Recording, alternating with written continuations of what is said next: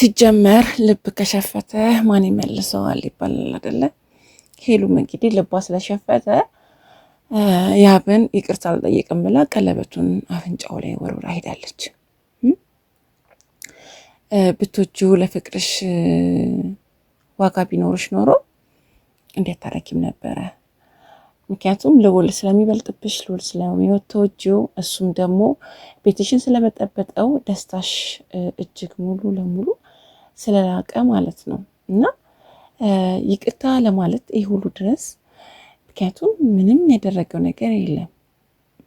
ያ ራሱ ስንት ጊዜ እንኳን እጁን ሲዘነዝርበት ለምን ብለሽ ያልጠየቅሽው ሰው ዛሬ ተደበደበ ብለሽ ቤትሽ ያስገብተሽ ሌላ ጦርነት ምትከፍቺው አላውቅም። ማለት ቅንጣት ያህል ፍቅር ካለ ዋጋ እስከ መጨረሻው መክፈል አለብሽ። ገባሽ? በቃ ከዚህ በኋላ በህይወታችን አትገባም እስካለሽ ድረስ አንድ እድል ሰተሽው አብረሽ መኖር ትቺ ነበረ።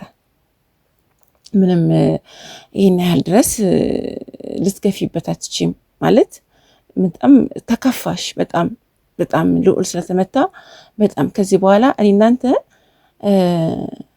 ምንም ከዚህ በኋላ የሚያገናኘን ነገር የለም ብለሻል እንግዲህ። እና ያብ ላንቺ ጥሩ ሰው ነው፣ የወደደሽ ሰው ነው። ያብ ትልቅ ሰው ይዞ መሄድ እንዳለበት ነው የሚሰማኝና እውነት እኔ እንጃ። አሁን ብዙዎቻችን ማለት ብዙዎቹ ያብ እባክህን የቻልከውን ሞክር፣ መፍትሄ ፈልግ፣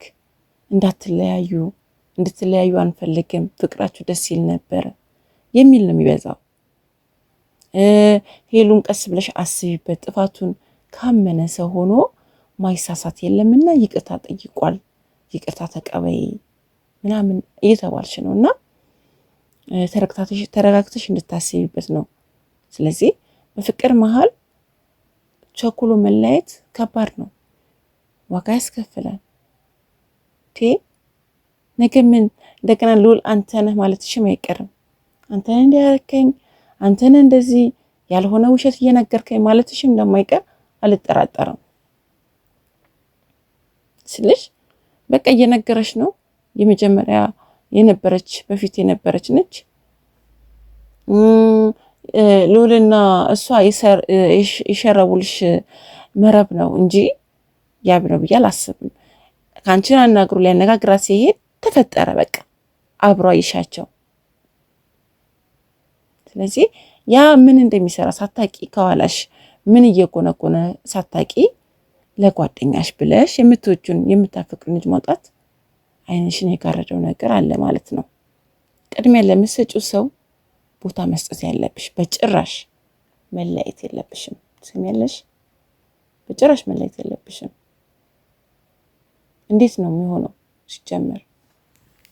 እና አንዳንዴ አላደለ የምንወደውን የምናከብረውን የምናፈቅረውን ሰው በዚህ መልኩ ማጣት ትንሽ ይከብዳል። እና ልልሽ ያሰብኩት ታርቃችሁ ለማይሆን ሰው ህይወትሽን፣ ትዳርሽን፣ ፍቅርሽን ባታበላሽ ጥሩ ነው። ይቅርታ ተባብላችሁ ታረቁ እንዴ! ይሄን ያህል በጣም ይገርማል። በጣም ነዘንኩት። ይሄን ያህል ምንድነው የሚባለው?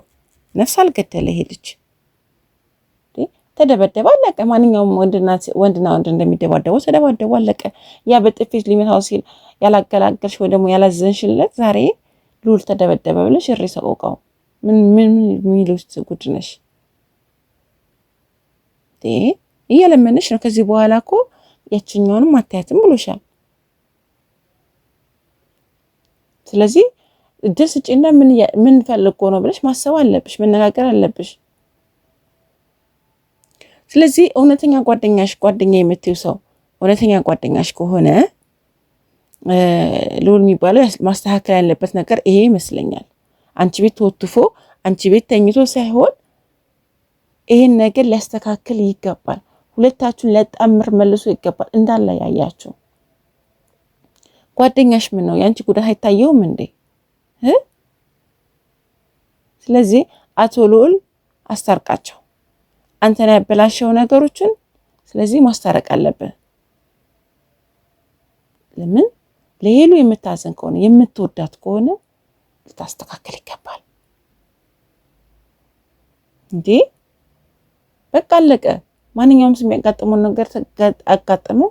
ምንም እደሳሰጭው ምንም እንትን ሳትይው በሆይ ሆይታ ቤትሽ ማፍረስ ምን ማለት ነው? ወይስ ልብሽ ሸፍቷል? ልዑልን የወደደው ልብ ካለ ምን ሊመለስ አይችልም። ልብ አንዴ ሸፍቶ ከሄደ አይመለስም። ምክንያት ይፈልጋል።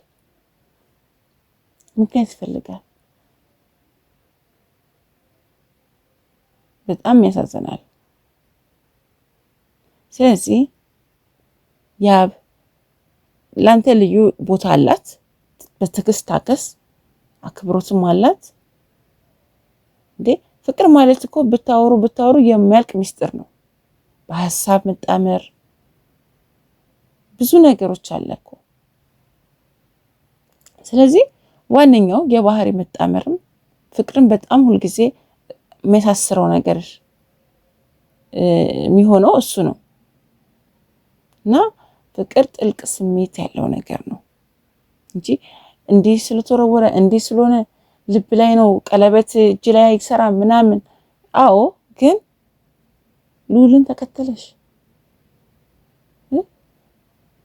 ተከተለሽ እውነተኛ ጥልቅ ስሜት ካለሽ ለያብ ፍቅር ከነበረሽ ይቅርታ ብለሽ ለምን ይሄ ሆነ፣ ለምን እንደዚህ ያደረግ ጥያቄ መጠየቅ ትችያለሽ። ልዑል የሚያደርገው ነገር ከኋላ ባክግራውንዱ ለምን እንደዚህ ሆነ፣ ይሄ ሁሉ መጠየቅ ትችያለሽ። ገባሽ? ሌላ ሀተት አያስፈልገው ማለት ነው። ስለዚህ ቀለበቱን ስለወለወለሽው ምንም ይጎዳውም የለም፣ አንቺ ነሽ የምትጎጂው። ያ ውትፍትፍ አንቺ ቤት ተጋድሞ ይህን ሴራ ሊሰራ አይገባም። አስታርቃቸው እንዳጣላህ። እሺ እንዴ ሶስት ወገነኛ የሚገባ ከሆነ በፍቅር ውስጥ ማንም ሰው አብሮ አይቀጥልም።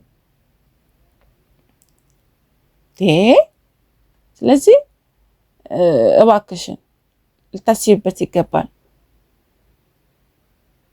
ስለዚህ አሁንም ቢሆን ግን መለየት ፈለግሽም አልፈለግሽም ወደሽም ጠላሽም ከያብ ጋር የምትጋቢው ስለዚህ ከሄሉ በፊት የነበረች ነች። 2 ዓመት ኖሩ፣ አልተስማሙም። ወደ አንቺ ህይወት መጥቷል። ሊነጋገር ሄደ። እሷም አውቃችን ጊዜ ተጠቅማ አጠቃቸው። ያም ጓደኛሽ አጠቃው። ከዚህ በእጃቸው ስለወደቀ ብቻ ደካማ ልታደርጉት አትችሉም። ልታስቢበት ይገባል ካወቅሽ ማለት